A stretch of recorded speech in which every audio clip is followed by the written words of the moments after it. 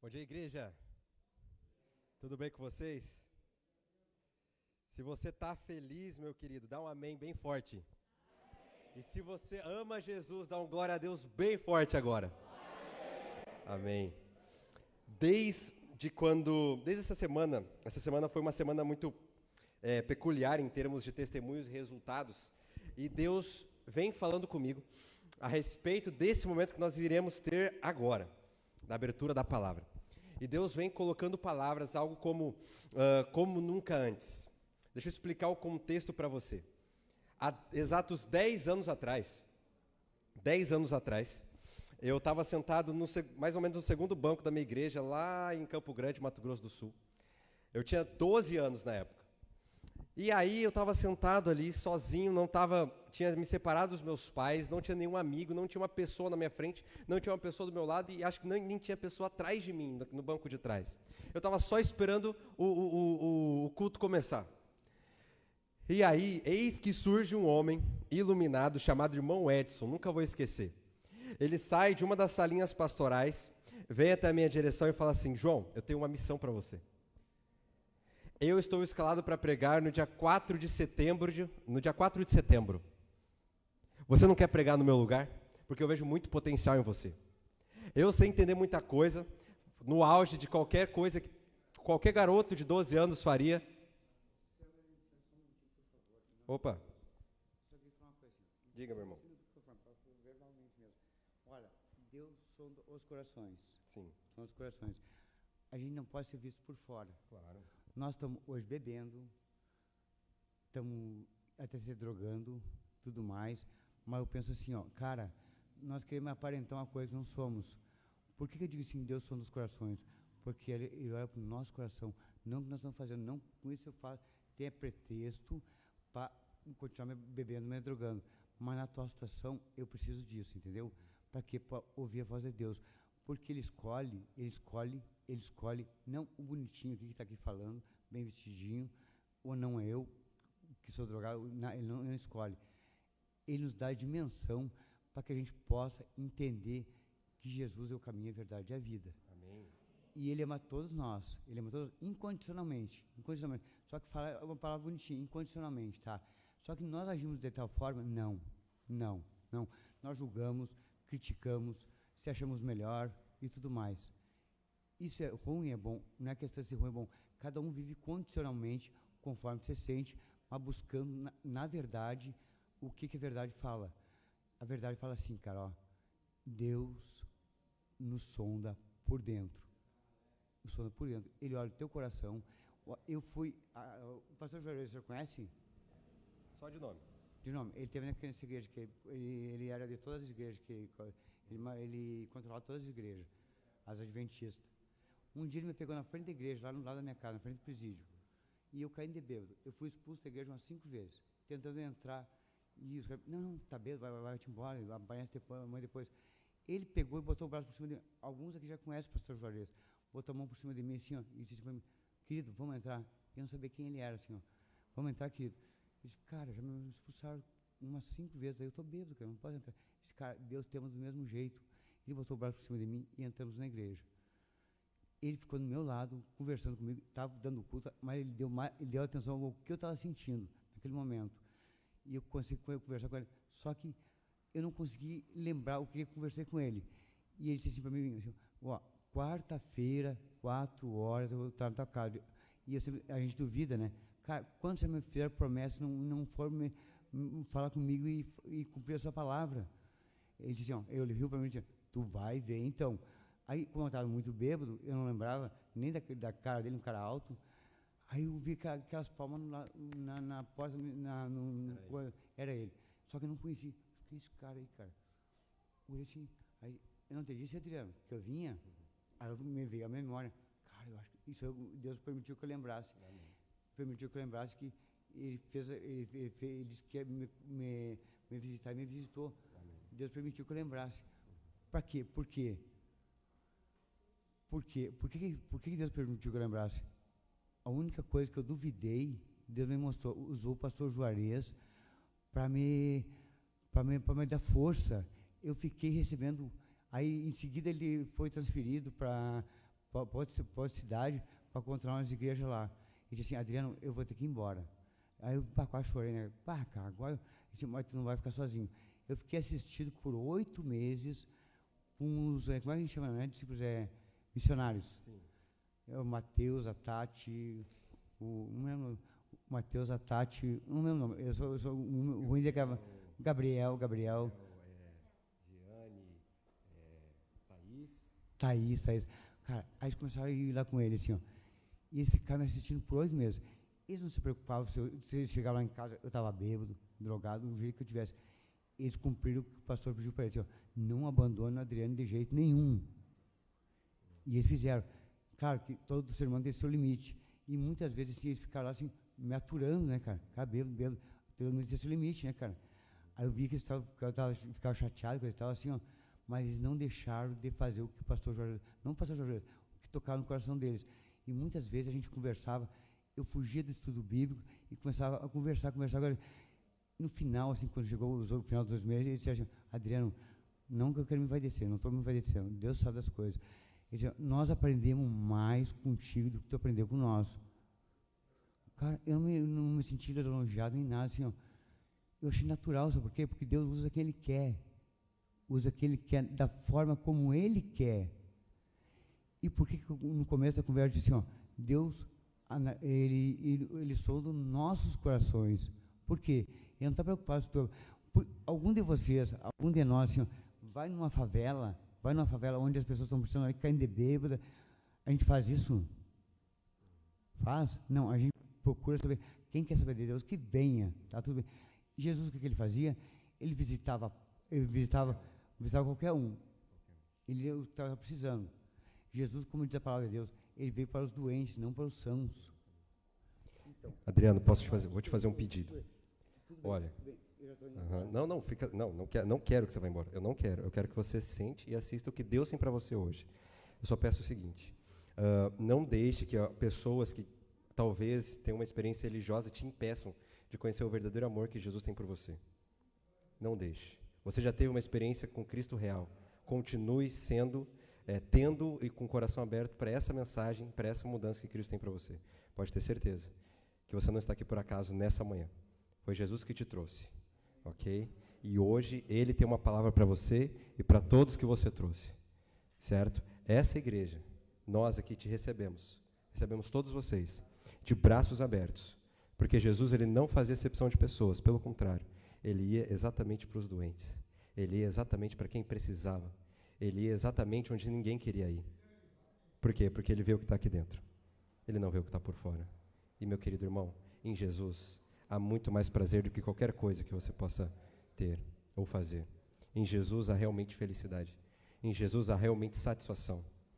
Nenhuma outra coisa externa que você busque pode trazer tanto prazer quanto estar com Jesus. Porque onde Jesus estiver, que o céu também está. Dá um abraço.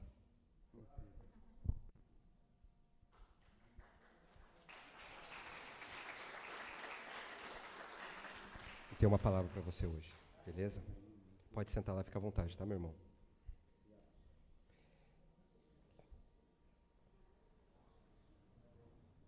Eu falei que eu vinha orando durante toda essa semana pelo mover do Espírito aqui neste lugar. Deus nos surpreende de formas que nós nem esperamos ou que nós nem imaginamos. Essa é uma data histórica. Talvez não para você, mas para mim é uma data muito histórica, porque 10 anos atrás, aquele irmão Edson, ele me viu sentado no banco e falou, olha, João, eu tenho um desafio para você. Eu aceitei o desafio, ele olhou nos meus olhos e falou assim, 4 de setembro de 2011, guarde essa data, porque nessa data começa o ministério. Desde então, querido, não para que o meu nome seja exaltado, nada disso, sempre falo isso nas redes sociais, não é o meu nome que é exaltado aqui, mas todas as vezes que você se coloca à disposição para ser usado, para desenvolver um ministério, tanto dentro da igreja quanto fora da igreja, principalmente, com missão, com certos tipos de pessoas específicas, o nome de Jesus é exaltado acima de tudo. O nome de Jesus é glorificado. E é sobre esse nome que nós vamos falar hoje. É sobre esse nome, Adriano, que nós vamos exaltar hoje. É sobre esse nome que nós vamos falar, é sobre esse nome que nós vamos orar, é sobre esse nome que nós iremos aprender nessa manhã. 4 de setembro, hoje de 2021, 10 anos depois daquela palavra profética, daquela primeira mensagem pregada lá na minha igreja. Deus tem realizado coisas extraordinárias através da gente e através desse ministério, seja digitalmente, seja presencialmente, e Deus conecta e reconecta as pessoas no tempo certo, viu? No tempo certo, Deus nos conectou, porque existe uma palavra de esperança para cada um de nós. Do jeito que você está, eu convido você a fechar os seus olhos, curvar a sua fronte, vamos juntos conversar com esse Deus. Querido Pai, o Senhor nos surpreende de forma que nós nem imaginamos o Senhor está atuando. O Senhor atua através de todos e está em todos. O Senhor tem compaixão de quem o Senhor quer ter compaixão. O Senhor tem misericórdia de quem o Senhor quer ter misericórdia. E hoje nós, todos nós, unidos em Cristo, independente do exterior, independente do vício que tenha, independente do pecado que carregue, hoje a graça chegou à porta de cada família aqui representada. Por isso, abra o nosso coração para a mensagem que o Senhor tem, não o João, não a igreja adventista, mas a mensagem do reino, proclamada pelo Senhor há 2000 anos atrás. Que possamos nos desfazer das nossas armas e possamos nos abrir para o novo que o Senhor tem para nós nessa manhã, em nome de Jesus. Amém. E Deus vem trabalhando comigo uma pergunta, dizendo o seguinte: quem é Jesus para você? E eu venho tentando buscar as melhores respostas para esse questionamento. Quem é Jesus para mim? Quem é Jesus para você? Muitos encaram Jesus como uma figura histórica. Muitos encaram Jesus como uma filosofia. Muitos encaram Jesus como um mestre da moral. Muitos encaram Jesus até como uma energia. Mas eu te pergunto, quem é Jesus para você?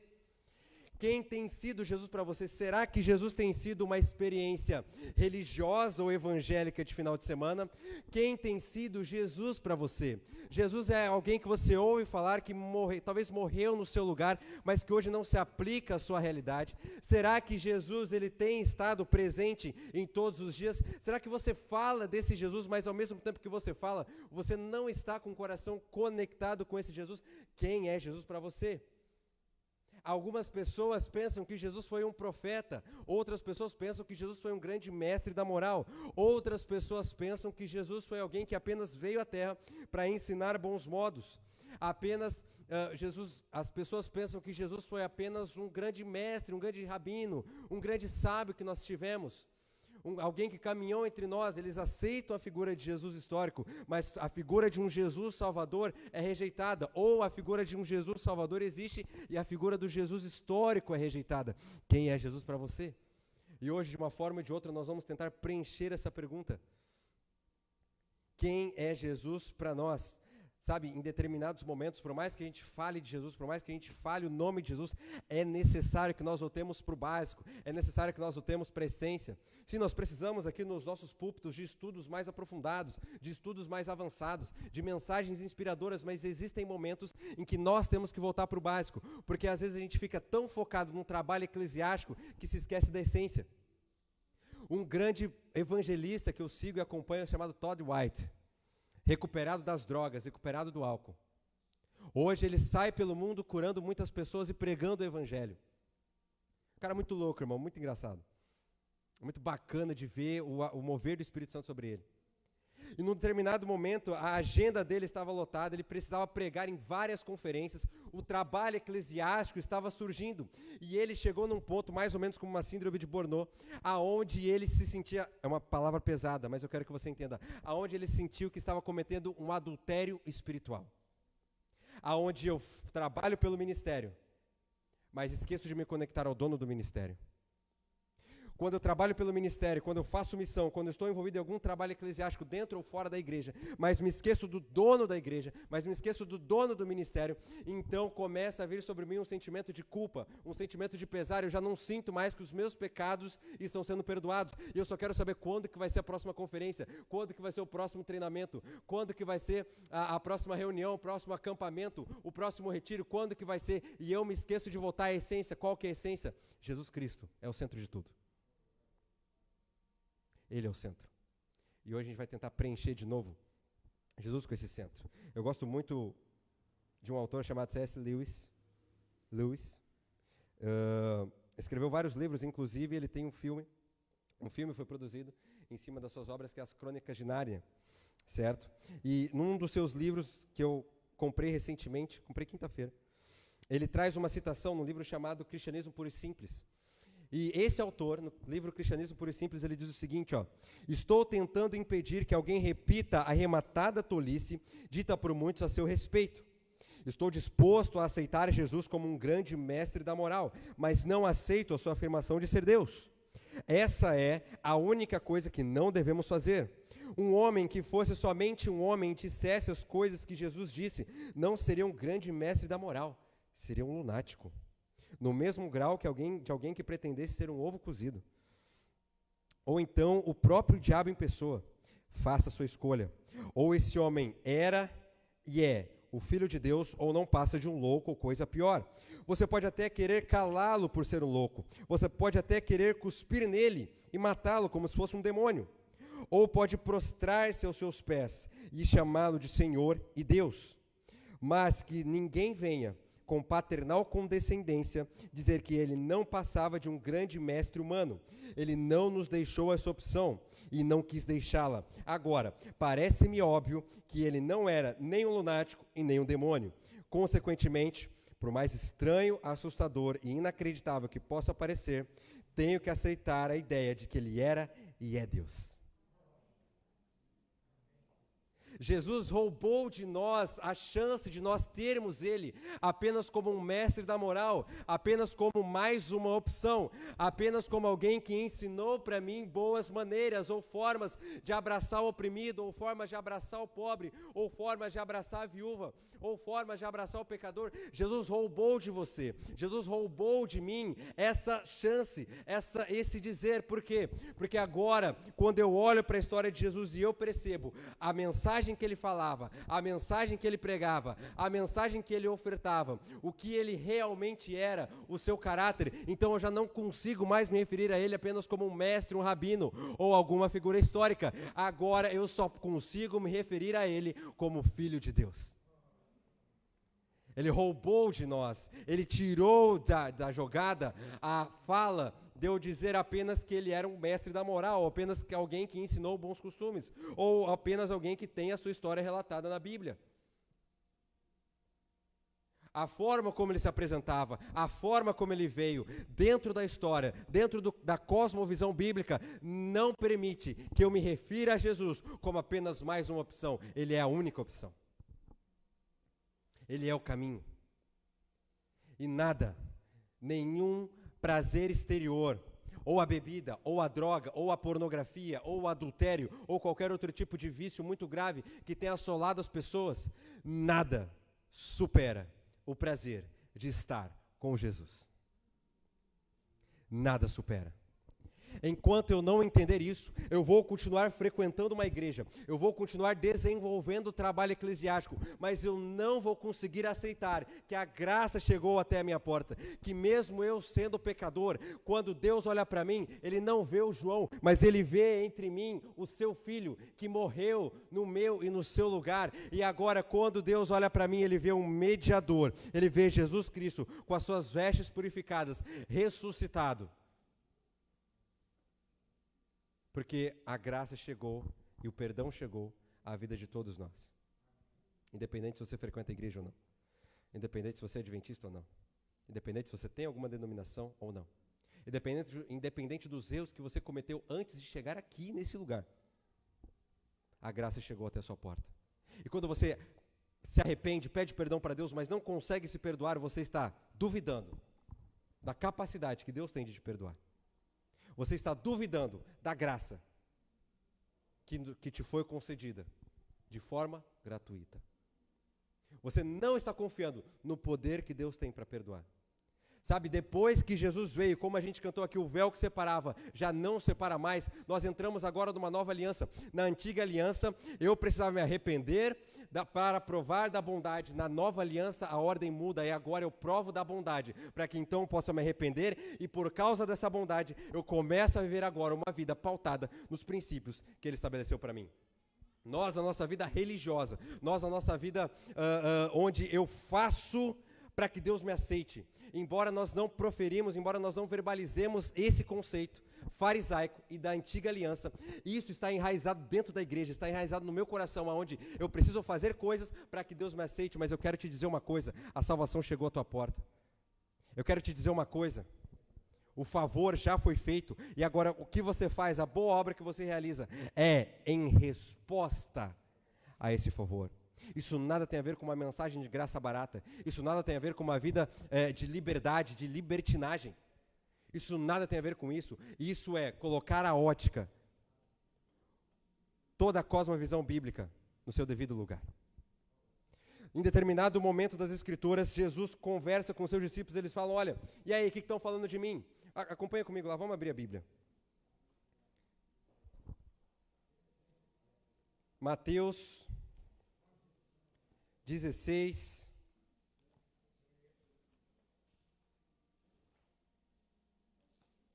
Mateus 16, abra teu coração, querido, para o mover do Espírito nessa manhã. Abra teu coração. Mateus capítulo 16, a partir do verso 14. Mateus capítulo 16, agora eu quero toda a sua atenção nesse texto que a gente vai ler agora.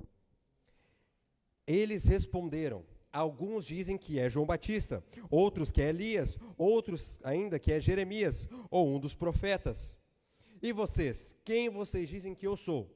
Simão Pedro respondeu, tu és o Cristo, filho do Deus vivo. Respondeu Jesus, feliz é você, Simão, filho de Jonas, porque isso não foi revelado por carne ou sangue, mas pelo meu Pai que está nos céus. Eu não sei se você parou para observar ou parou para pensar, mas todas as vezes nas Escrituras que Pedro se levantava, sempre foi para um fim proveitoso.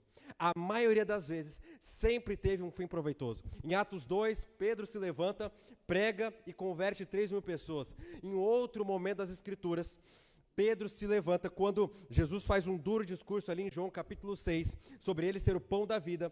Alguns dos seus discípulos, os seus seguidores o abandonam. Ele vira para os seus 12 e fala assim, olha, se vocês quiserem ir embora, podem ir. E aí Pedro se levanta e fala, para onde iremos nós, Senhor, se só Tu tens as palavras de vida eterna. Já vamos falar um pouquinho sobre Pedro, mas um pouquinho mais sobre Pedro, mas vamos nos ater aqui ao texto, olha só, verso 14. E eles responderam, alguns dizem que é João Batista. Pensa, João Batista foi alguém que eu me identifico muito, porque ele era alguém, um evangelista que anunciava o caminho. Mas diferente de Jesus, Jesus não anunciava o caminho, Jesus é o próprio caminho que veio. E aí alguns comparam Jesus com Elias. Elias foi um profeta, um grande profeta, com muito poder, que através da sua mensagem, todo um povo se voltou para as verdades de Deus. Todo um povo se voltou para a presença de Deus. Mas Jesus não veio trazer uma mensagem, Jesus é a própria mensagem. Alguns dizem também que ele era Jeremias. Jeremias é um profeta que chorava, se lamentava e andava por aí como se estivesse sem rumo.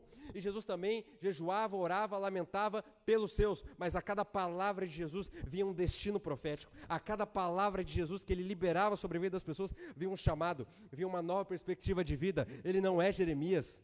E aí outros profetas também, vamos pensar aqui num grande profeta, Moisés. Moisés foi o responsável por receber de Deus a tábua e entregar os 10 mandamentos, a lei moral para o seu povo. Mas Jesus vai muito além disso. Jesus é o caráter da lei encarnado, o verbo se fez carne. Esse é Jesus.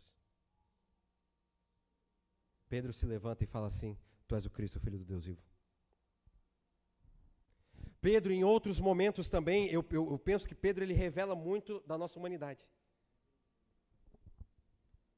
Porque mesmo levantando-se em momentos estratégicos e proferindo grandes palavras, grandes ensinamentos escritos aqui nas Escrituras, Pedro, quando Jesus está para ser crucificado, ele nega Jesus para que ele também não fosse morto.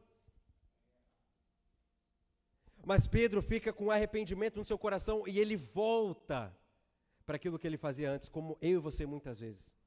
Quando a gente toma uma bela de uma pancada, a única coisa que a gente quer é ficar encolhidinho no canto, sem falar com ninguém. Jesus se apresenta para Pedro. E Jesus promove, impulsiona um déjà vu na vida de Pedro. Porque o mesmo milagre é feito quando Pedro é chamado. Outro texto também, para a gente estudar mais um pouquinho a respeito desse assunto. 1 Coríntios 15.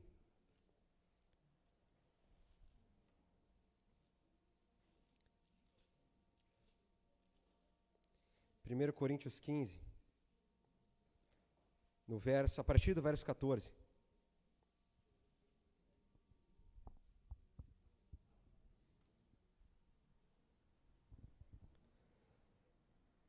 E diz assim: e se Cristo não ressuscitou, é inútil a nossa pregação, como também é inútil a fé que vocês têm. Mais que isso, seremos considerados falsas testemunhas de Deus, pois contra ele testemunhamos que ressuscitou a Cristo dentre os mortos. Mas se de fato os mortos não ressuscitam, ele também não ressuscitou a Cristo. Pois se os mortos não ressuscitam, nem mesmo Cristo ressuscitou. E se Cristo não ressuscitou, inútil é a fé que vocês têm, e ainda estão em seus pecados. Neste caso, também os que dormiram em Cristo estão perdidos. Se de todos os homens, ou melhor, verso 19, se é somente para esta vida que temos esperança em Cristo, somos, de todos os homens, os mais dignos de compaixão. Jesus, ele tem o testemunho da ressurreição. Jesus não é um simples profeta, Jesus não é um simples mestre que veio estabelecer uma mensagem de boa convivência.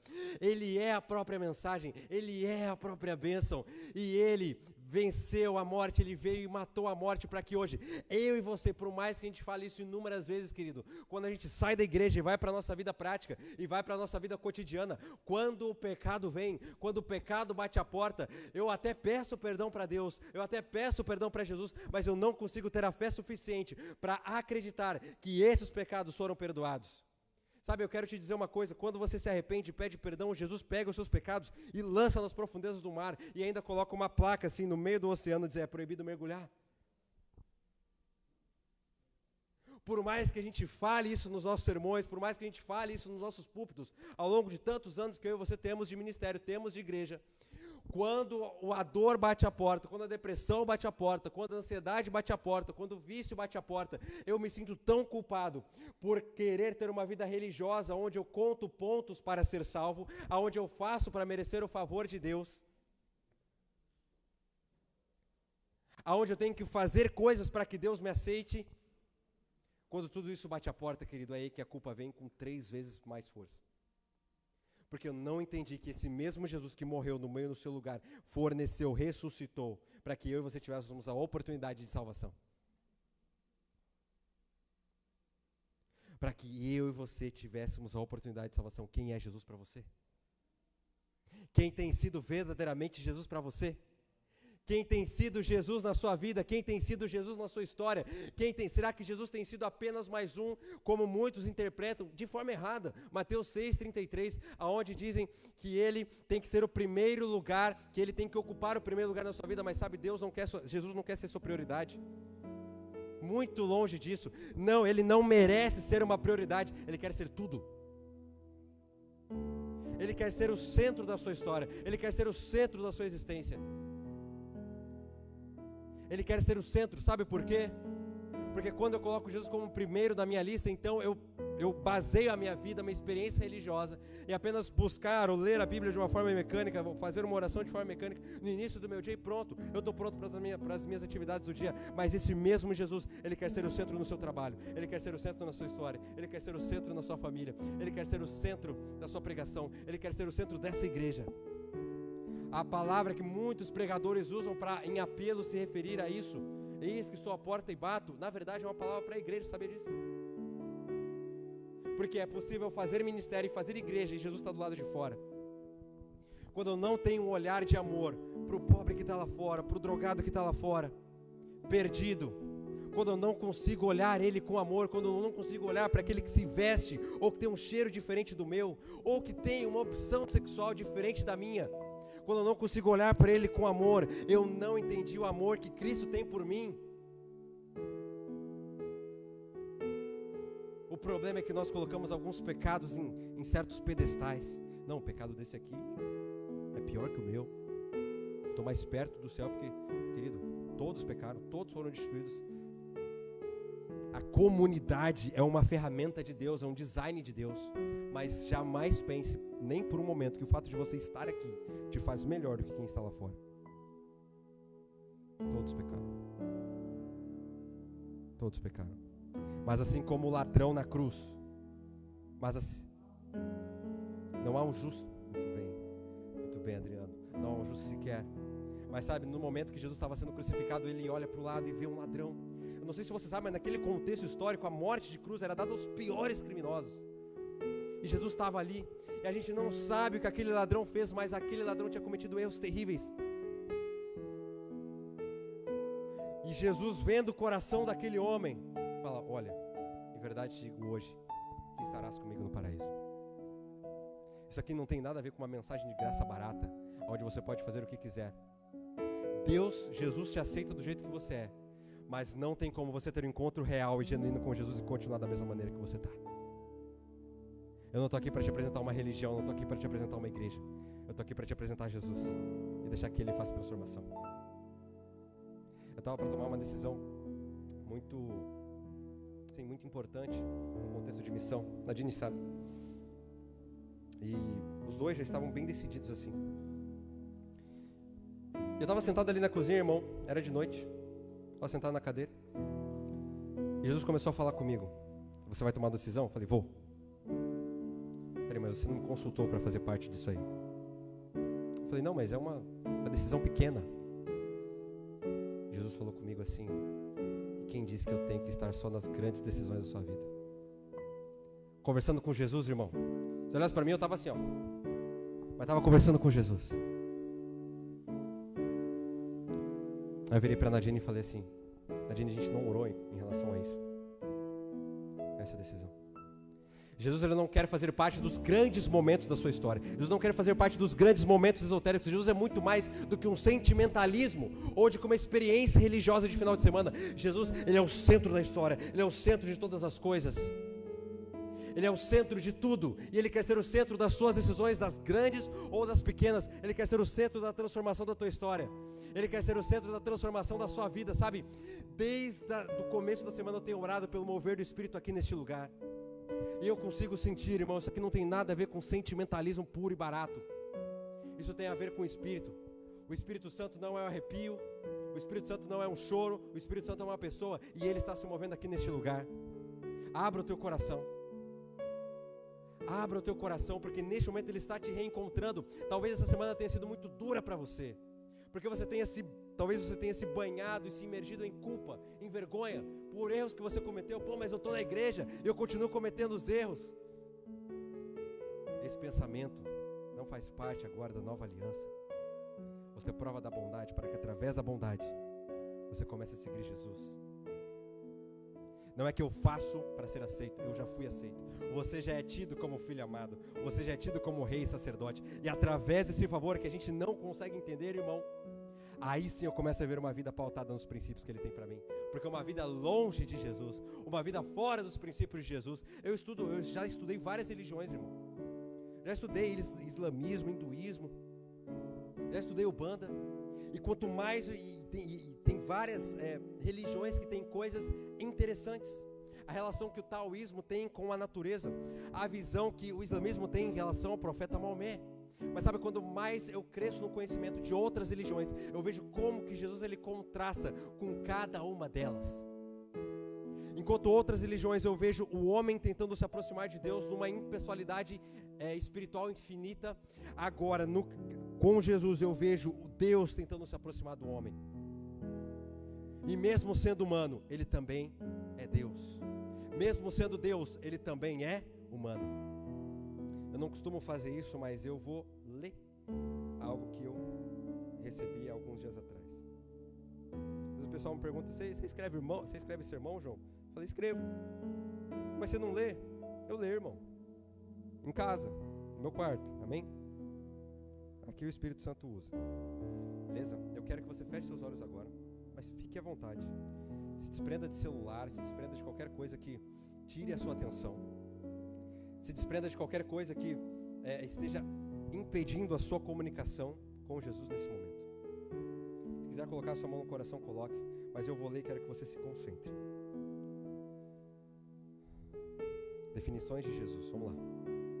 Jesus é muito mais do que um simples homem. Jesus é muito mais do que uma religião. Jesus é muito mais do que um miticismo subjetivo. Jesus é muito mais do que um elemento da história da humanidade. Quem é Jesus para você?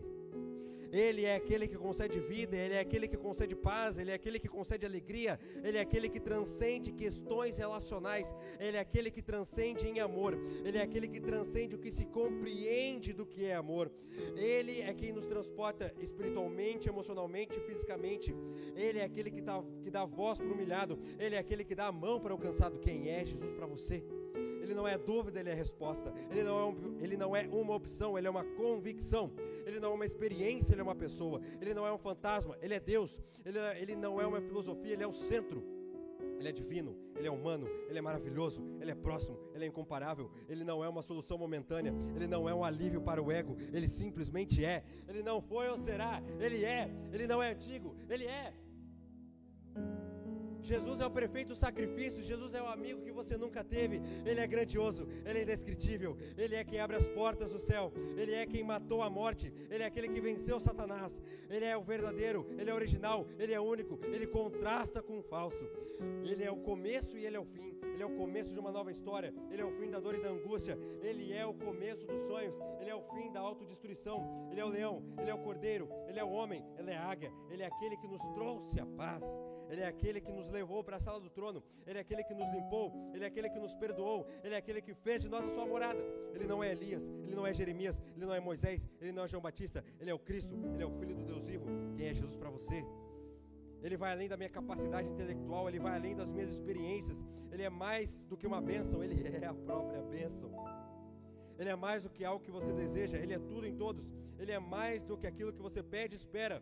Ele é santo e se fez pecado. Ele é rico e se fez pobre. Ele é eterno e morreu a nossa morte.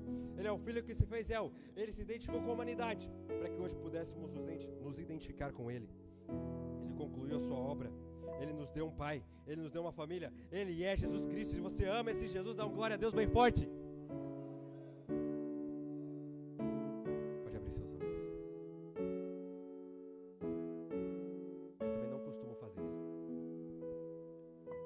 Em 10 anos de ministério eu nunca fiz isso que eu vou fazer agora.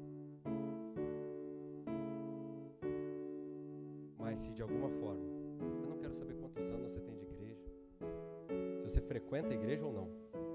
Não quero saber dos vícios ou dos pecados que você carrega. Não é minha função. Minha função não é transformar você na força do meu braço. Minha função é apresentar Jesus e deixar que Ele faça a transformação. Mas se você sentiu em algum momento o Espírito Santo falando com você, isso aqui não é sentimentalismo, irmão. Isso aqui não é vozes na sua cabeça. Talvez Ele esteja falando com você desde o início e você não está dando ouvidos. Mas se de alguma forma você se reencontrou ou identificou a verdadeira essência de quem é Jesus para você, se de alguma forma você sentiu o abraço de Jesus hoje, nessa manhã, eu não vou te convidar para ficar em pé, porque cada decisão exige uma ação. Mas eu vou te convidar para vir aqui,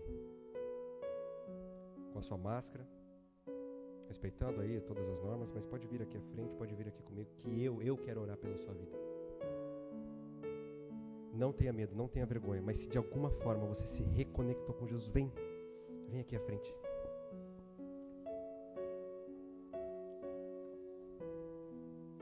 Eu quero orar pela sua vida, glória a Deus. Glória a Deus. Glória a Deus. Glória a Deus. Glória a Deus. Dê espaço para o Espírito Santo atuar. Dê espaço para o Espírito Santo agir. Dê espaço para o Espírito Santo. Não faça disso apenas mais um culto na sua história. Não faça disso apenas mais um evento sentimental. Não faça disso apenas mais uma data que ficou para trás e que chega amanhã ou chega na hora do almoço e você esquece. Mas faça disso um encontro real e genuíno com o seu Salvador. Do jeito que você está agora.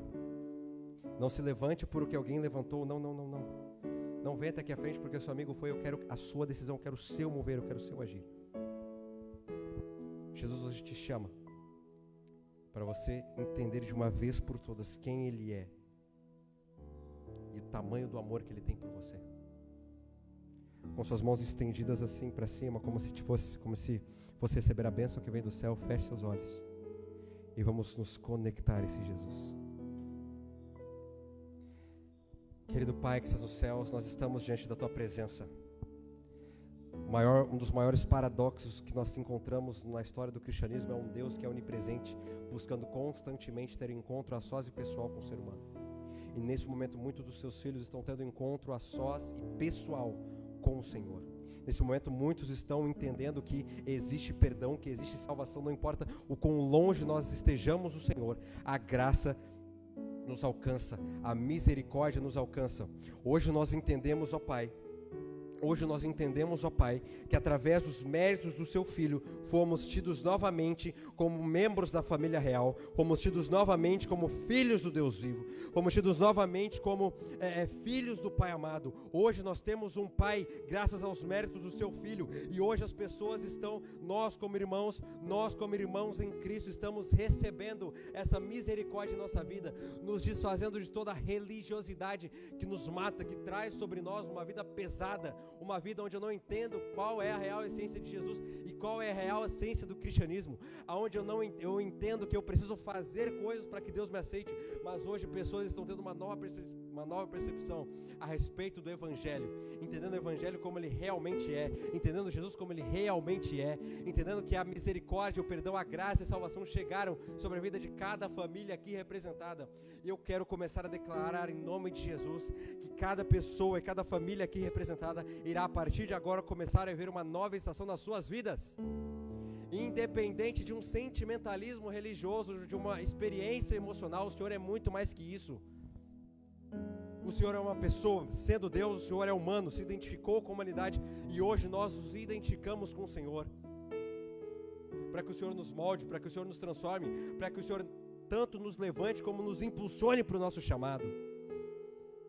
Nos acostumamos tanto a nos relacionar com o Cordeiro que esquecemos que o Senhor também é leão, o leão que nos impulsiona, o leão que nos envia, o leão que restaura a nossa história para que a história de outras pessoas sejam restauradas. Restaura a nossa história, Pai. Que esse momento que estamos tendo aqui não seja apenas mais um culto, mais uma programação, mas que seja um encontro que eu e você, que pessoas aqui, corações estão tendo com o Teu Filho, ó Pai. Hoje nós entendemos que pelos méritos de Cristo somos filhos muito amados pelo Pai e desejamos manifestar este amor para as pessoas que ainda não experimentaram ou não conhecem deste amor.